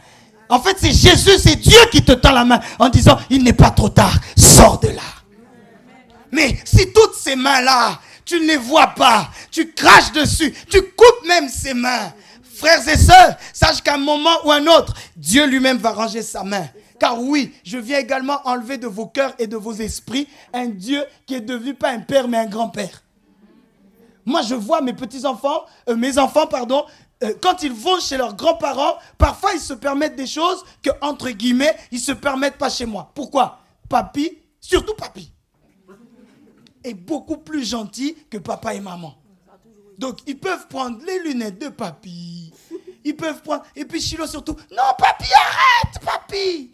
Parce qu'elle se dit, papy est gentil. Mais elle sait que papa, bien qu'étant gentil, tôt ou tard, papa fronce les sourcils. Sachez que Dieu n'est pas notre grand-père. Dieu est notre Père. Amen. Alors, il te tend la main d'amour. Il te tend la main d'amour. Sache qu'à un moment, la main d'amour va être rangée. Et il va sortir la main pour frapper. Je disais tantôt, il y a deux attitudes face au péché. Un, tu t'humilies. Ou deuxièmement, Dieu t'humilie. Soit tu t'humilies, ou soit c'est Dieu qui t'humilie. Soit tu te soumets, ou soit Dieu t'expose. Et laissez-moi vous dire, il est soi-disant montré, même si je suis un peu contre cette doctrine qui dit que Dieu pardonne et oublie. J'ai un peu du mal avec ça.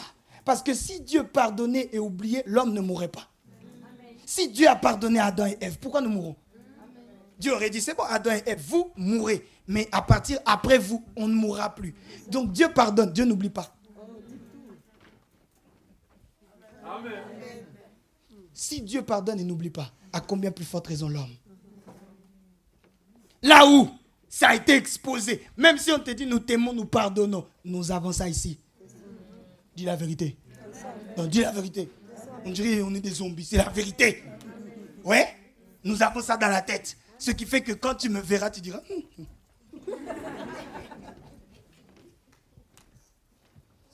Dis à ton voisin, ne mélange pas. Ne mélange pas. Dis, ne mélange pas. Frères et sœurs, ne mélangez pas. Même avec tes oreilles, ne mélange pas. Que ce qui rentre dans tes oreilles soit toujours la même chose. Une musique qui ne va que dans un sens, qui glorifie Jésus. Sache que, frères et sœurs, si ce que tu dis et ce qui entre ici ne glorifie pas Jésus, tu risques d'être exposé. Un jour, un frère est arrivé ici, il a fait une première chanson qui glorifie Dieu, deuxième qui glorifie Dieu, troisième, je crois le frère s'écrit au concert de quelqu'un WW. Et tu verras que tout le monde qui était dans la présence de Dieu, tout le monde a ouvert les yeux. Oh. Je crois que le frère a dévié. Hein? Pourquoi? Car le frère avait l'habitude de mélanger. Mes amis, ne mélangeons pas. Ah, Noémie vient de le dire à l'instant, le mélange produit la mort. J'ai dit, les mélanges produisent la mort. Combien d'entre nous qui, soi-disant, prient Jésus, parlent en langue, se disent chrétiens, chrétiennes, mais en plus de la protection du sang de l'agneau, j'ai une petite gourmette ici ou là. Ça, c'est mon petit truc, quoi. Soit ton petit truc, soit la parole. J'ai dit, soit ton petit truc, soit la parole. Parfois, en dessous de l'oreiller, j'ai un petit quelque chose, ça me protège. Quel est ce démon qui aura peur de ta petite brindille là? Frère, même un démon stagiaire, il n'a pas peur de ça. Le seul nom qui fait trembler les démons, c'est le nom de Jésus. Le seul nom qui fait trembler la maladie, c'est le nom de Jésus.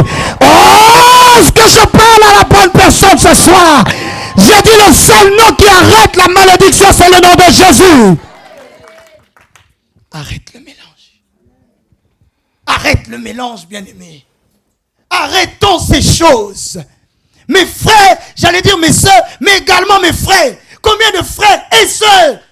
Bien sûr, nous sommes chrétiens, mais en plus de ça, je porte quelque chose ici, là, avec des... Ça m'aide, en fait, quoi. Ça m'aide à aller loin dans la vie. Et puis, ça attire les hommes. Sœurs. J'allais dire, si tu as ça, amène-moi ça. Non, garde ça. On se donne rendez-vous dans 10 ans. On verra quel homme tu as attiré avec ça. Un homme possédé. Qui lui-même te possède encore. Il t'envoûte. La nuit, toi tu dors, lui vole. Appelle-moi, tu vas voir. Appelle-moi, tu vas voir un sorcier. Je dis sorcier, en sorcelle encore. Pourquoi tu n'auras pas écouté? Frère, ne jouez pas avec ces choses. Si toi tu joues avec ta vie, le diable ne joue pas avec ta vie. Dès qu'il voit une porte d'entrée, il entre et il saccage. Frère, ne jouons pas avec nos vies. J'aime dire à mes jeunes, on n'a pas de vie, on n'en a qu'une. La vie n'est pas un jeu. Frère, la vie n'est pas un jeu. Oh non, j'ai ça. Oui, j'ai la Bible, mais j'ai également un petit livre. Mon grand-père, c'est lui qui m'a donné. Grand-père qui est mort, que parfois tu n'as jamais connu. Mais ça, je dois appeler ça comment? C'est de la sorcellerie. Non, il est là pour me protéger. Combien chez vous ont des photos de leurs aïeux? Non, l'aïeux veille sur moi. Lui, c'était le grand chef du quartier, du village. Donc, il m'aide en fait. Quand il y a des situations difficiles, je l'invoque. Et puis, il m'aide. Continue à invoquer. Lorsqu'il viendra sous une autre forme, pour commencer à te proposer des choses, ne m'appelle pas. Même si tu ne m'appelles pas, moi, n'appelle pas Jésus, il ne viendra pas. Car vous devez savoir, lorsque le diable est rentré légalement, il doit sortir aussi légalement. Oh, je peux ouvrir ça? Pourquoi? Même lorsqu'il s'agit de la délivrance, lorsque c'est quelque chose d'officiel, on ne peut pas venir en rentrant par la porte. Si, soi-disant, tu confesses Jésus, oui, mais qu'en même temps tu pratiques des choses qui ne confessent pas Jésus, frères et sœurs, sache que toi-même tu invites le diable. N'allons pas compliquer les choses qui sont simples. Insiste encore, dis ne mélange pas. Ne mélange pas. Dis ne mélange pas, ne mélange pas. Troisième maladie, peut-être que je vais finir là-dessus. Noémie l'a dit également, c'est celles et ceux qui sont trop pressés. J'insiste, je ne prêche pas à des païens, je prêche aux chrétiens. Combien d'entre nous ne sont pas trop pressés? Je me pose toujours la question, trop pressé, mais tu fais la course avec qui? Trop pressé, mais qui t'a dit que tu es en concurrence avec quelqu'un? Trop pressé, mais qui t'a dit que le but c'est d'aller le plus vite possible? Frère, la vie chrétienne n'est pas une course de vitesse, c'est une course d'endurance. Mes amis, ce n'est pas celui qui va démarrer le plus vite, c'est celui qui va tenir le plus longtemps. Oui, frères et sœurs, car il y aura des vents, des tempêtes, des vicissitudes. Le plus important, c'est de savoir, est-ce qu'à ce moment-là, il ou elle a tenu bon ou pas? Ou est-ce qu'il est tombé? Pourquoi? Trop pressé. Oh, et je sais qu'ici, il y a des adultes et il y a également les jeunes. Mais là, cette fois-ci, vraiment, ce qui me fait le plus mal, c'est parce que les plus pressés sont les jeunes. Oh, le bishop en a parlé hier rapidement. Laissez-moi insister là-dessus. C'est celles et ceux qui venaient à peine de recevoir le Seigneur. Ils veulent déjà aller plus vite que tout le monde. Tout le monde. Tout le monde. On ne respecte personne. Évangéliste, je ne sais pas si toi tu as vécu ça. Moi, je vois ça. Parce que je te donne le micro. À peine 5 secondes. D'ailleurs, c'est moi qui t'apprends. Au commencement était Dieu. Avant moi, tu ne savais pas lire la parole. Mais maintenant, tu viens me dire, moi, j'étouffe le don de prophétie en toi. Mais quel démon t'anime, toi? Non, j'ai des prophéties. Quelle prophétie tu as? Est-ce que ce n'est pas un esprit de python qui t'anime? Acte des apôtres dira, Paul arrive quelque part avec Barnabas. Et il y avait une femme habitée d'un esprit de python qui disait, ces hommes-là sont des hommes de Dieu. Est-ce que cette femme avait un esprit de Dieu ou un esprit de python? Un esprit de python. Bon, maintenant, moi je pose la question. Quand elle disait que ces hommes-là sont des hommes de Dieu, elle disait la vérité ou elle mentait? Donc ça veut dire qu'elle prophétisait avec un esprit de python, mais elle disait la vérité. En d'autres termes, dire la vérité ne fait pas de toi quelqu'un qui est dans le vrai. Car rempli de serpents, python, tu peux dire la vérité. Envoie l'amen. Je vous ai dit tantôt, les prophéties, les miracles ne sont pas un signe de la véracité d'un homme de Dieu. Toutes ces choses ne veulent pas dire que la personne est dans le bon. Car tu peux coucher avec des jeunes filles avant et venir ici pour prêcher la sainteté. Car tu peux faire toutes ces choses et imposer les mains aux gens et les gens tombent. Ça ne fait pas de toi un homme de Dieu. Ça ne fait pas de toi une servante de Dieu.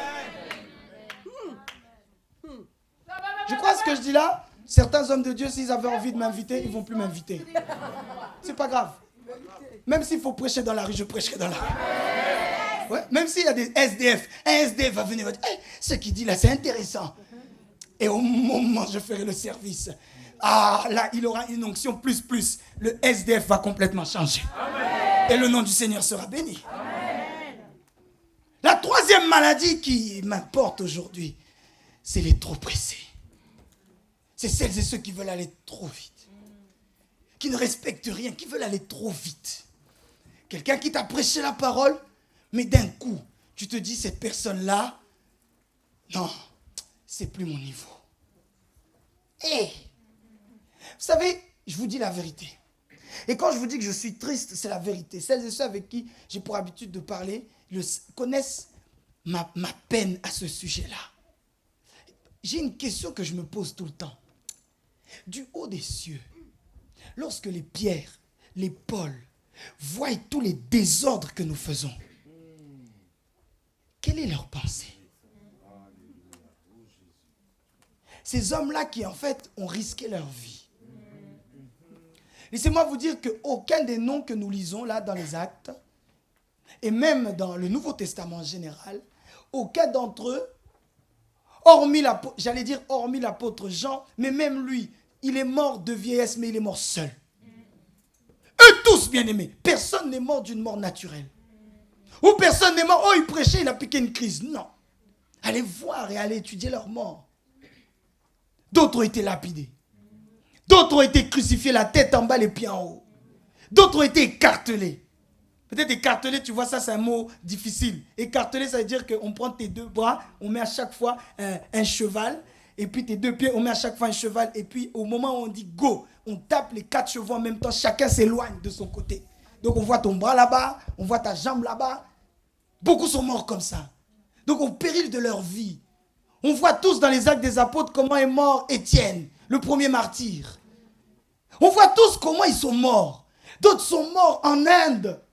On dit que Thomas est mort en Inde, loin de sa patrie. À l'époque, EasyJet, ça n'existait pas. Oh, je vais en Inde, vite fait, après je reviens. Non. Paul, on sait tous comment il est mort également. Mais je me pose la question. Lorsque eux, du haut des cieux, ils se disent, nous sommes morts pour l'évangile. Mais quand ils voient comment nous, on bafoue l'évangile, quel est leur sentiment? Oh, et une image vient dans mon cœur. Je vous assure, certains d'entre nous, si Dieu vous fait grâce d'aller au ciel, certes, Jésus te recevra. Le Père aussi te recevra, on dira, rentre dans la gloire de ton maître. Jésus dira, oui, c'est bon, je l'ai défendu qu'il rentre. Mais j'en suis convaincu, tout de suite après, tu auras des claques remplies du Saint-Esprit. On te dira, tu as trop déconné, toi. Tu as trop déconné, tu as de la chance. Si Dieu te laissait encore 1 minute, tu allais aller en enfer. Qui me suit? On va aller trop vite. On va aller trop loin. Oh, malheur à toutes celles et ceux qui sont soi-disant, je vous dis la vérité, qui sont soi-disant des pères dans la foi. Je vous dis vrai, si on me dit aujourd'hui de recommencer à zéro et on me dit, est-ce que tu acceptes d'être un père, un aîné de tout cela? Je te dis vrai, je dirais non. Peut-être ça te choque, mais je te dis la vérité, je dirais non. Si Dieu recommence et il dit, cette fois-ci, bon, tu as vécu jusqu'à cet âge-là, on recommence toi à zéro, tu recommences cette vie, oui ou non? Je dirais non. Non. Non. Non, c'est trop dur. Non, je veux pas. Je veux pas. Car frères et sœurs, vous tous qui êtes pressés pour être des pères, c'est pas facile. Est-ce que toi tu sais c'est quoi en plein milieu de la nuit la police t'appelle en disant monsieur, nous sommes en train de chercher telle fille, tel garçon. On sait qu'il est chez toi. Si tu dis pas la vérité, on débarque chez toi. Toi tu sais. Est-ce que tu sais c'est quoi de jeûner pour la conversion de quelqu'un? Est-ce que tu sais? Est-ce que tu sais quand quelqu'un, tu lui prêches pour sa vie à elle, mais elle te regarde avec des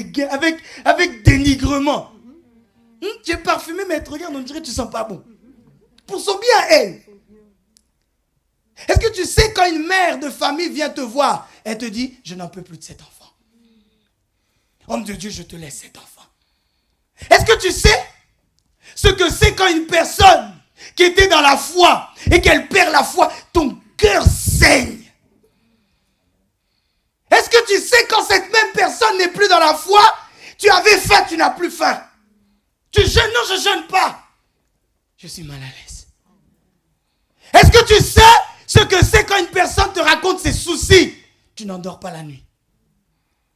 Pas tu te forces, tu dis je ne dormirai pas. Mais toi-même, ce qu'elle t'a dit, parce qu'elle fait partie de toi. Parce qu'il fait partie de toi. Son malheur, ça devient le tien. Je vous dis la vérité, quand je vois toutes ces choses, ça me fait doucement rire. Tu verras qu'en réalité, tous les appelés n'ont pas voulu l'être. Quand je vois quelqu'un, il est pressé. Oui, ok. Je sais, dans pas longtemps, ta chute arrive. Et en plus, surtout nous, francophones, on a une maladie. C'est la titrologie. Amen. Nous aimons les titres. Un enfant sorti hier de je ne sais où, tu as encore du lait. Tu sens le lait maternel, comme dit la Bible en parlant de David. Donc, ce n'est même pas le lait de croissance que boivent mes enfants, mais c'est le lait maternel du sein. Tu le sens encore, mais tu oses dire, tu es soi-disant un apôtre.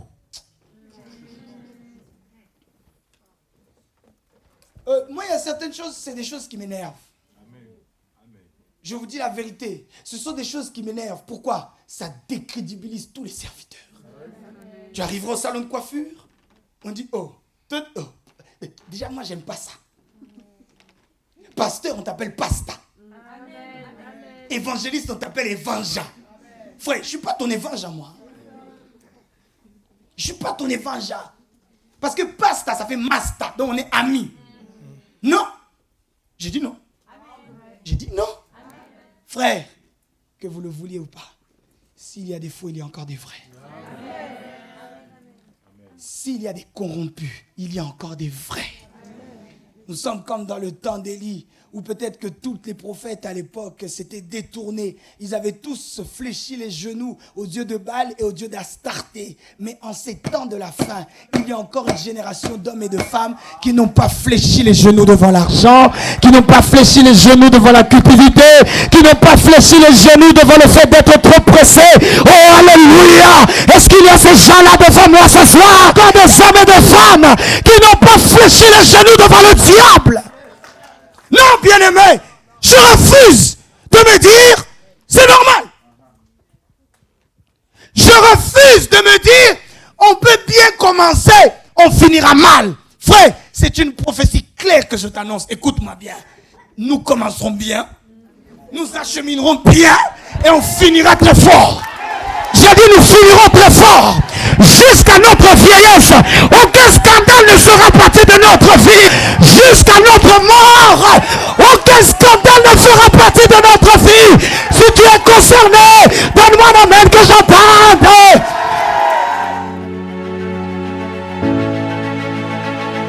Prie la troisième fois. Jésus! Allez, laissez-le